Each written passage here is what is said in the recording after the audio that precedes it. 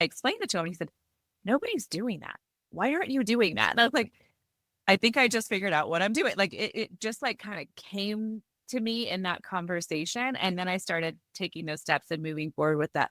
I also think that had a lot to do with why we were able to grow so fast. I have a team now. There's 4 of us full time, plus some independent contractors as well. And I think that happened because we were so specific about our offering.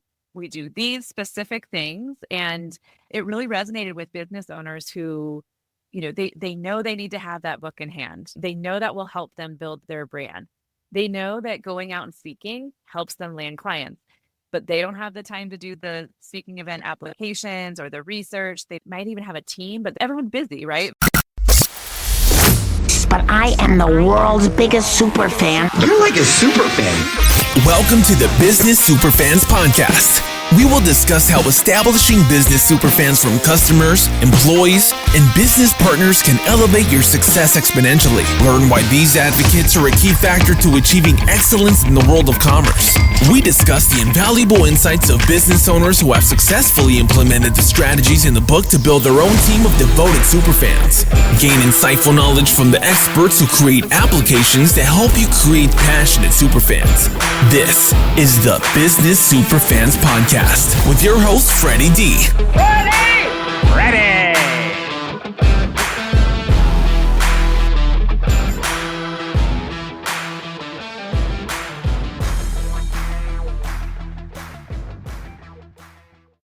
This episode is brought to you by our sponsor, Ninja Prospecting, the outreach team that makes cold connections feel warm and real. If you're tired of spammy DMs and the generic LinkedIn messages that go nowhere, Ninja Prospecting flips the script. They help coaches, consultants, and service-based business owners spark real conversations through strategic, human-first outreach. No bots, no fluff, just honest, data-backed messaging that sounds like you and actually gets replies. Talk to my friend Adam Packard and his team. Whether you want to do it yourself, get guidance, or fully hand it off, they've got you covered. Head over to ninjaprospecting.com and schedule a chat with Adam. Be sure to mention you heard about it right here on the Business Superfans podcast. If you're ready to get started, join their free community at school.com/ninja-prospecting-7704 to maximize your connections and make the right new ones. Hey, Superfan Superstar, Freddie D here. In this episode 122, we're joined by Kelly Schuknecht, a seasoned marketing strategist and thought leadership expert with nearly 2 decades of experience helping entrepreneurs and professionals elevate their brands. Kelly is the founder of 2 Mile High Marketing, where she specializes in fractional marketing and thought leadership development, helping clients refine their message, grow their visibility, and share their expertise in powerful ways. Today, she works closely with thought leaders to amplify their stories through books, speaking opportunities, and strategic content that drives real impact. She is also the host of the Beyond the Bestseller podcast, where she empowers women to share their stories and build thriving platforms. From navigating the challenges of leadership and motherhood to advocating for remote work and authentic visibility, Kelly brings warmth, wisdom, and practical insight to everything she does. You're in for an inspiring conversation full of actionable strategies and encouragement for anybody ready to elevate their voice and influence. Welcome, Kelly, to the Business Superfans podcast. We're excited to have you join us, Kelly. So welcome to the show. Hi, Freddie. Thank you so much for having me. So let's go back to the beginning. And what's the backstory? How did you get started doing with what you got 2 Mile High Marketing? And where did that come about? And what's the whole story? Give us the goods. I love telling my story. So thank you for letting me start with that. I started my business just last year. So it's still a fairly new business, but I was able to grow it pretty quickly because I kind of built it on 20 years of experience prior to starting the company. I actually started my career in publishing. I ran a publishing company for 10 years. and left that, went into marketing, and my company was acquired. So after 7, 8 years, it was acquired, and wasn't a big surprise that the bigger firm decided to get rid of the smaller firm's marketing department. I saw, Shocker. yes. So it was something I saw coming. The second that I heard that we were merging or being acquired, I knew that I probably needed to start thinking about what that next step was going to look like for me. And I was fortunate I had a couple of years before they made those cuts. But during those 2 years, I really started thinking about this company and dreaming about it. I started my website. I had the name of the company. I was kind of just ready to go, right? I had done my homework. I named my business 2 Mile High Marketing. And Freddie, before we started recording, I was telling you where I live. I live up in the mountains in Colorado. So people know Denver as the Mile High City. Where I live is 2 miles high. And so that was the inspiration for the name of my business, 2 Mile High Marketing. Cool. Yeah. It also just really goes well with the theme of my business. So when I did get laid off, I decided to really lean into the skill set I had developed over the 20 years before that. So I mentioned working in publishing. I worked in marketing for 7, 8 years, like I said. But my marketing job was very specifically thought leadership type marketing. I had subject matter experts within the company that I was working to get speaking engagements for them. My team was helping them write books. We were using that book as a marketing tool. We had our own podcast.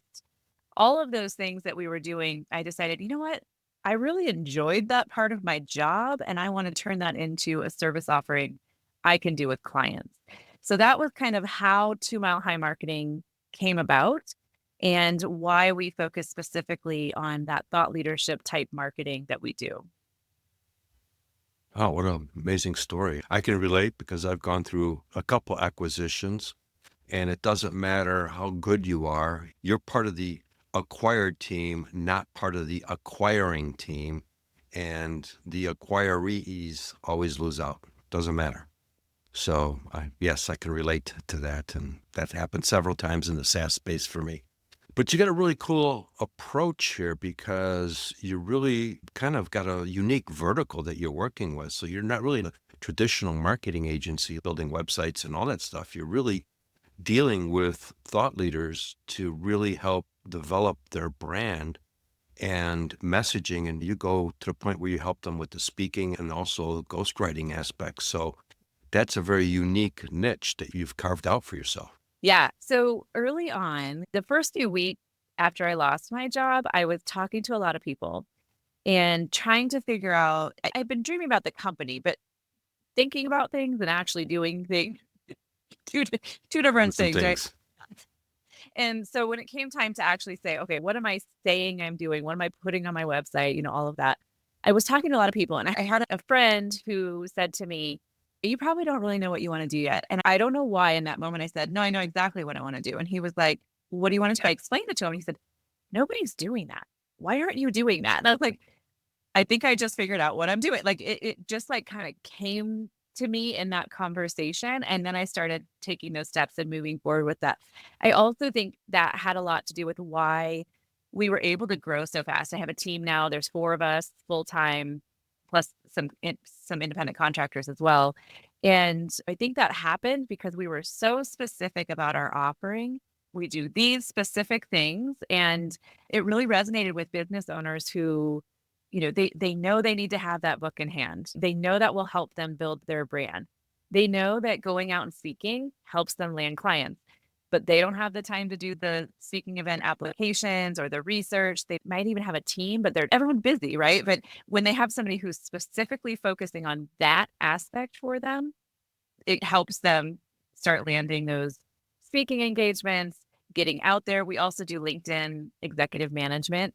So most business owners also know they need to be posting on LinkedIn regularly. It's like a necessary evil. They might hate it. They have to be present on social media. And so we help with that as well. And I think it just really resonated with business owners who needed that type of service.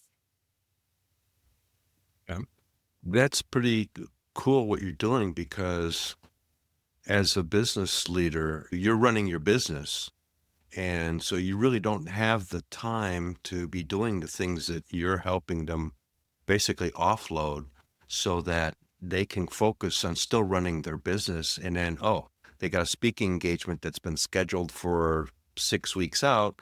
They can plan, but they're still busy running their business. And you're really augmenting their branding ability because, myself, I'm new into this area because I've been in the corporate world. I just recently worked with a interpretation and translation company and helped them scale, but still I was stepped in as general manager, grew it, stepped out when it got acquired.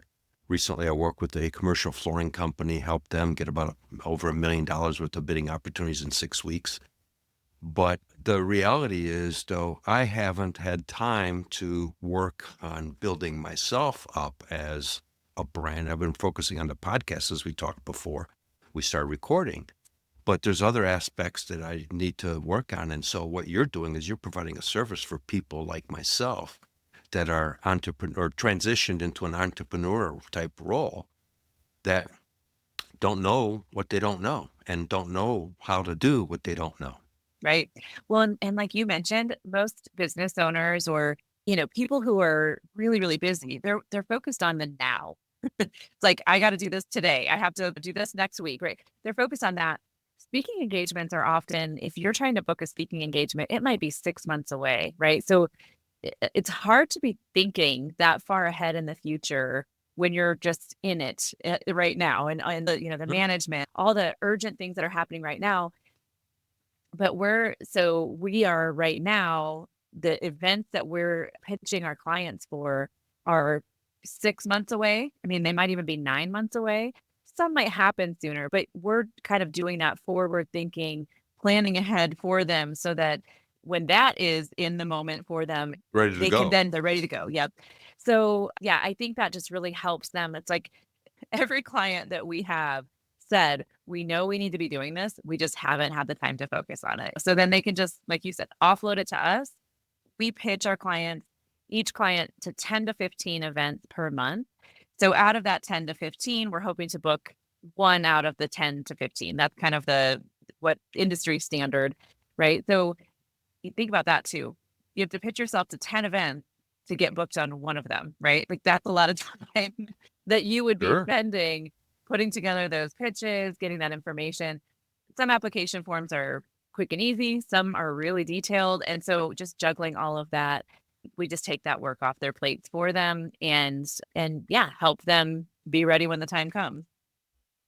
So do you guys create like the whole profile on their whole docket of what it is that they talk about, what's their background and all that stuff? Because that in itself takes a skill. Yeah. If you don't know how to do that, and I've spoken and gotten paid for some engagement, but those are events that people saw me years ago. I was running a networking group in Chicago and stuff, and somebody had a real estate event and they had a cancellation. They came up to me and says, "Hey, would you like to speak at our group? And we'll pay a few $100s." It wasn't big money, but still I got paid. So that was cool. Yeah. And I said, sure, but those don't happen every day.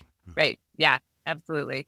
Yeah. So when we start with a client, we start with really getting all the information out of them. Who's their target audience? What are their goals? What are the events that they always wanted to speak at? Right. Like we pull all that information from them.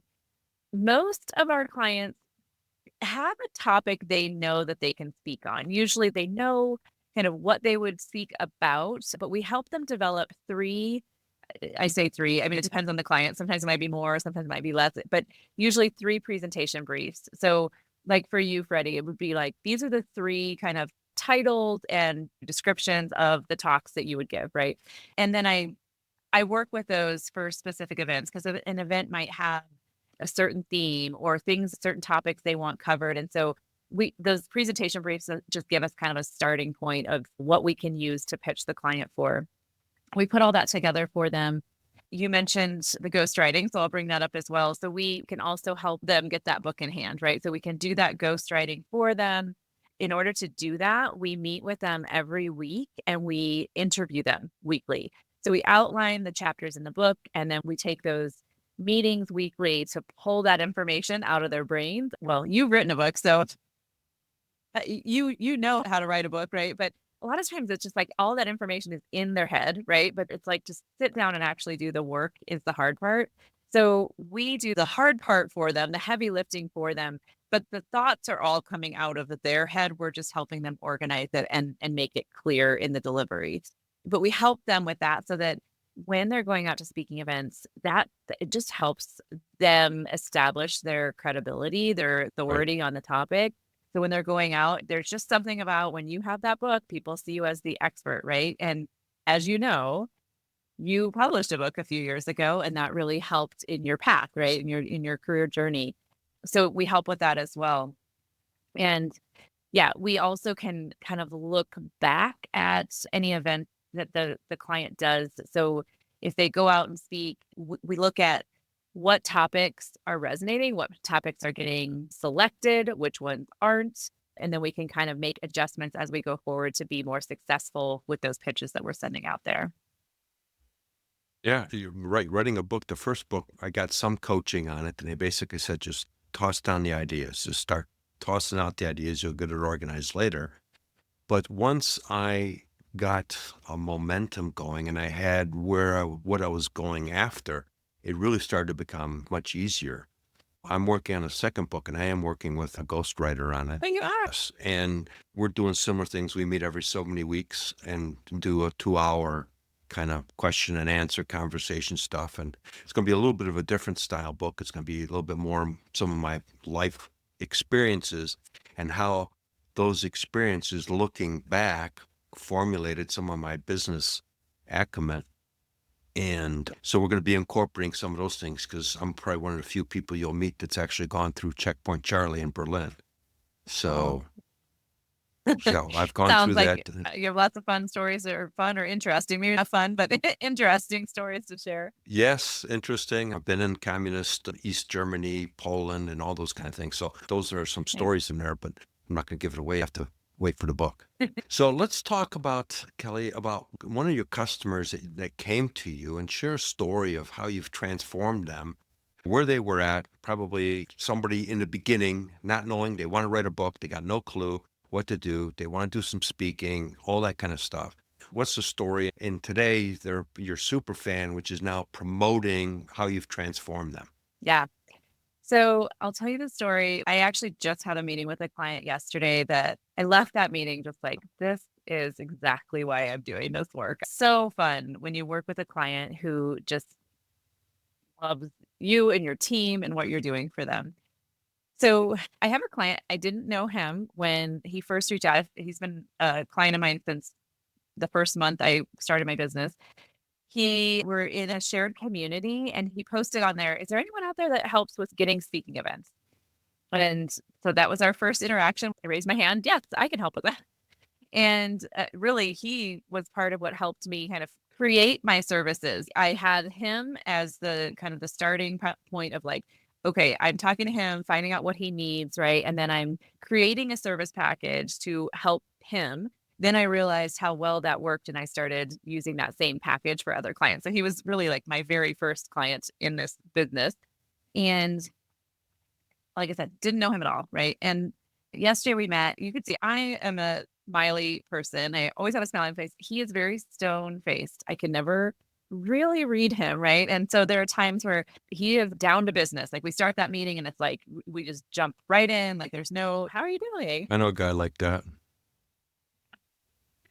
Right. Totally fine. But I'm just used to those interactions with him, right? Yesterday, met with him. And at the end of our call, he was just like, I am so excited. I was telling somebody about you the other day, and this is why I love this team so much. And he was just going on and on. He's a super fan. He was, yes, when you said He's that, a I was super like, fan. that is exactly who I thought. So he told me there was somebody else in our same community who was asking about me. He told me he put in a good word for us. We do this speaker elevation plan with him, that package that I created.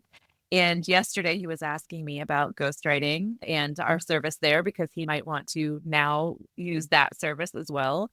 So potentially growing into more services with him, but then also just hearing that he recommended me to someone and just hearing his praises for what we do.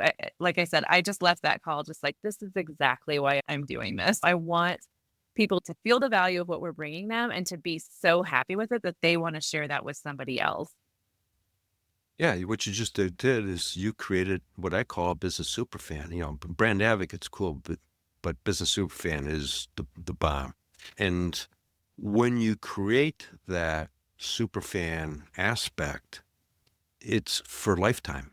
I'll use a simple example that you'll laugh about, but look at the Chicago Cubs. Okay.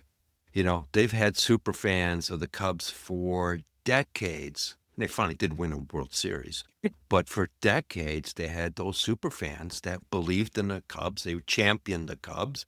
And finally, the Cubs delivered on that momentum. So what you're doing is you're transforming people, business owners, into super fans of what you're doing. And you can't buy that kind of PR because it's genuine, it's Right. authentic, and it's contagious. Yeah. Yeah, absolutely.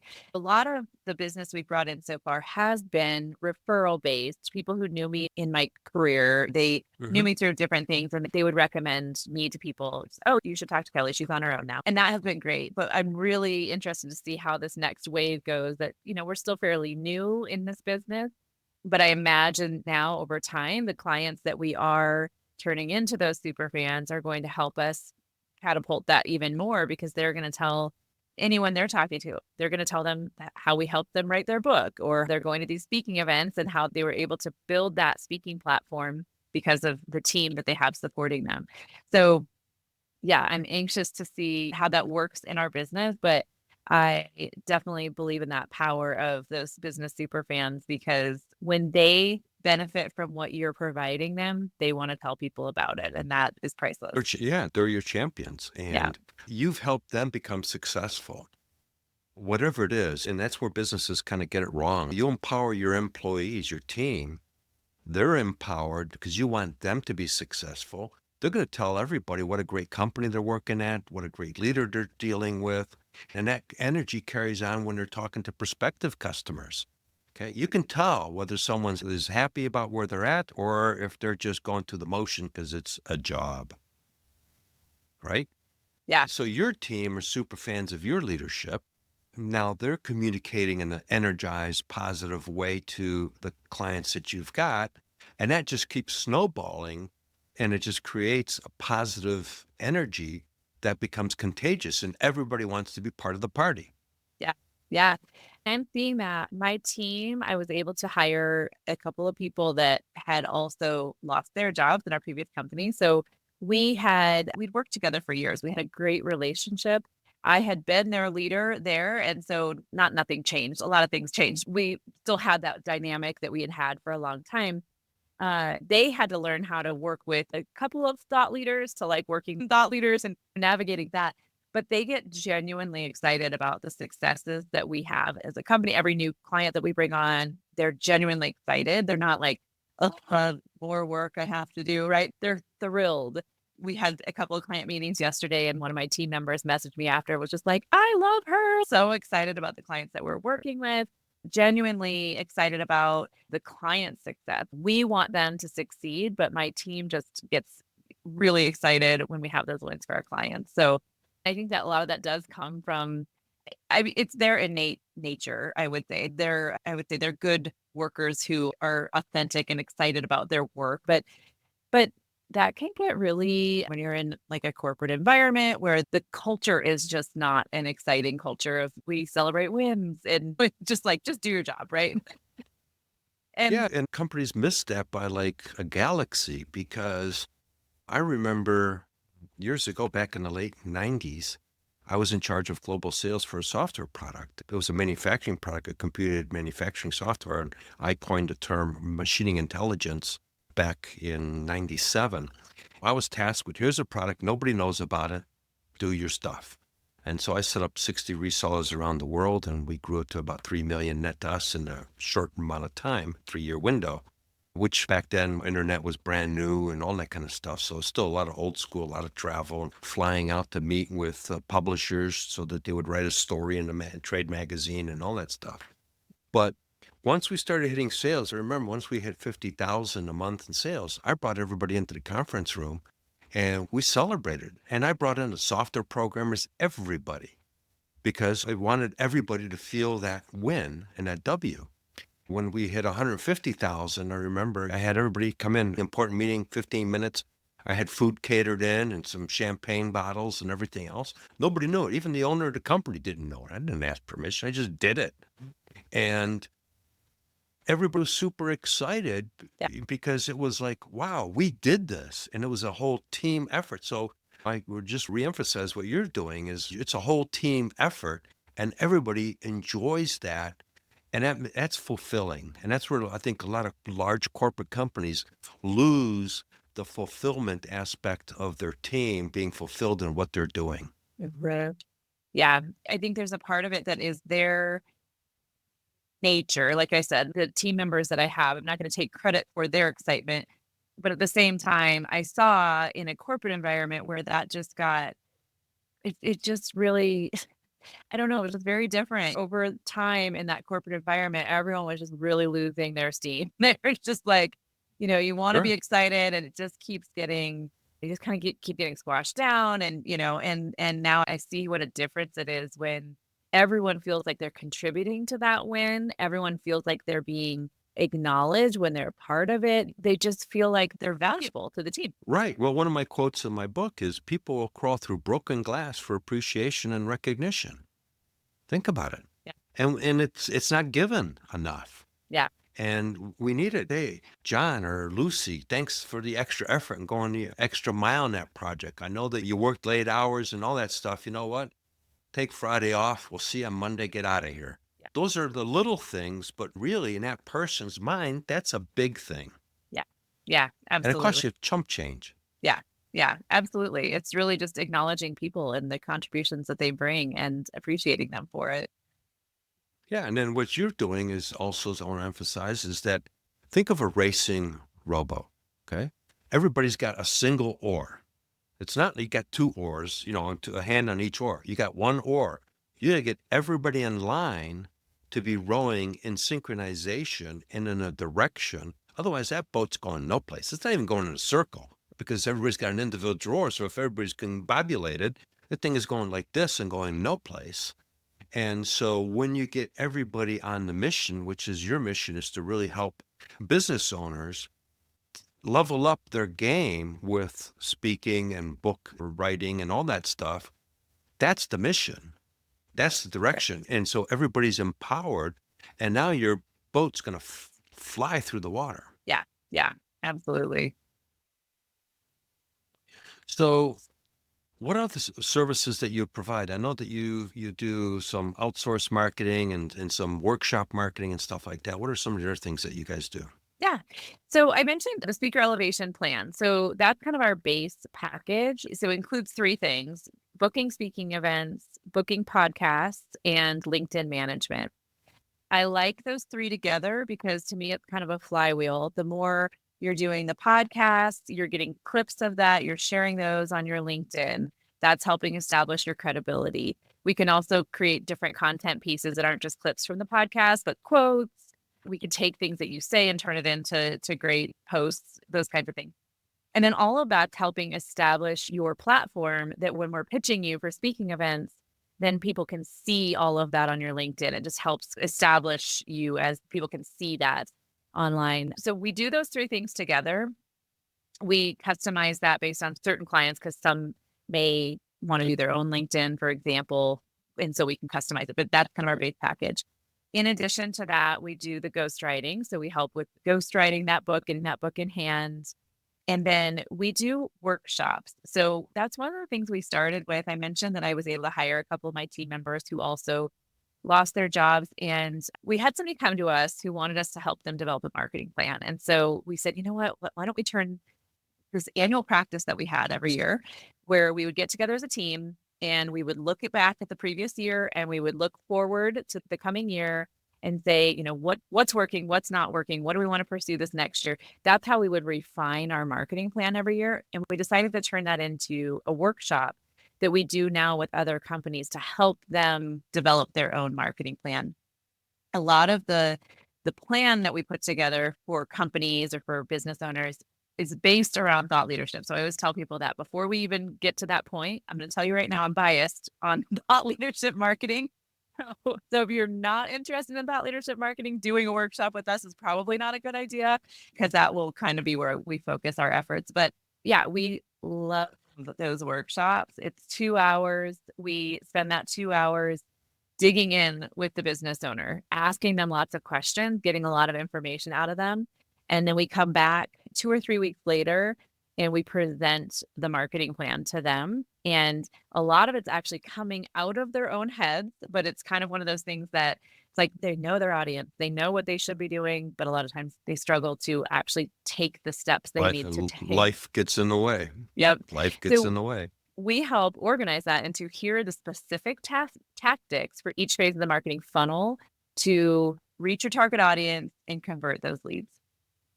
So again, we love those workshops, but we don't do those as much as the speaker elevation plan. That's kind of our core package.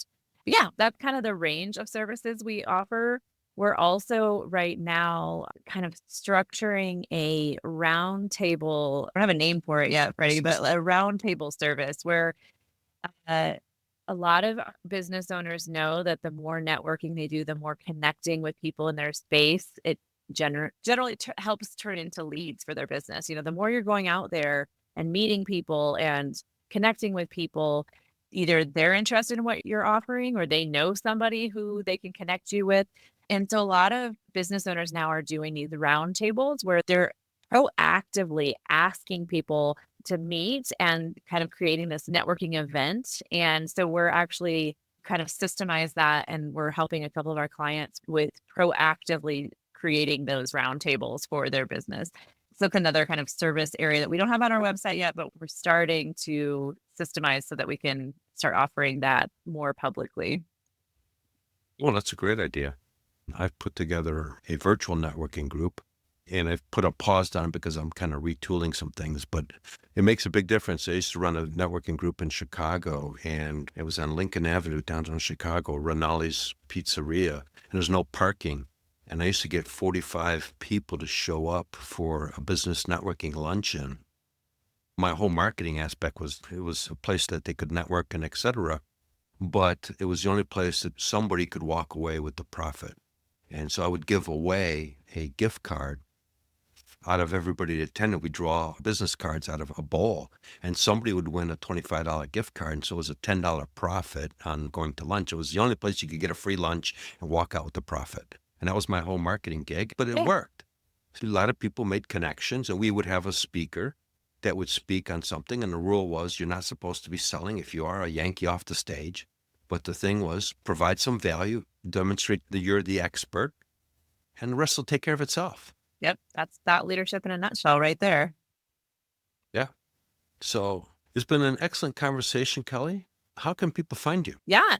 So on my website, so 2milehighmarketing.com is the website. There's actually an assessment that you can take. So if you're interested in thought leadership, kind of wondering where you stand as a thought leader, how mature you are as a thought leader, we have an assessment that you can take, and it will help you understand kind of where you fall and what areas that you might want to work on. So that's available on our website. It's free. It's just an online assessment that you can take. And LinkedIn is another place to connect with me. I am a frequent poster on LinkedIn, as I tell my clients to post 2 to 3 times a week on LinkedIn. So I have to practice what I preach and do the same. So love connecting with people on LinkedIn as well. Yeah, we'll definitely make that available into the show notes for our listeners. And really want to thank you for your time today, and very engaging, thought-provoking conversation for our listeners. And we definitely would love to have you on the show down the road, because I'm sure you and I could talk on this stuff for hours. I think so. Thanks for having me on, Freddie. It was fun. Before we wrap, here's your quick debrief. Each episode in this 9-part series zooms in on one powerful pillar of my Superfans framework. 9 proven steps designed to turn your business from a flicker of potential into unstoppable, scalable prosperity. The pillars are S, strategize, U, unite, P, propel, E, elevate, R, rally, F, finance. A, automate. N, nurture. S, sustain. Each week, we spotlight one pillar, extract a game-changing insight from today's guest, and close with your Superfan Success Spark, a bold, 24-hour action you can take immediately to move your business forward. Follow along through all 9 episodes, collect each spark, and you'll have a step-by-step playbook to create superfans who fuel rave reviews, rocking referrals, and rising revenue. Then we reset the cycle with 9 brand new sparks, fresh guests, and even more strategies to help you scale with clarity, purpose, and unstoppable momentum. Ready? Here's this episode's spark. Superfan Success Spark. S, strategize. Clarify mission, values, business model, and exit vision. So here's the top insight. I was specific about our offering, and I think that had a lot to do with why we were able to grow so fast. Kelly. So here's your action step to do in the next 24 hours. List the 1 or 2 most specific problems your business solves better than anybody else. Then upgrade your website or LinkedIn headline to reflect that clarity.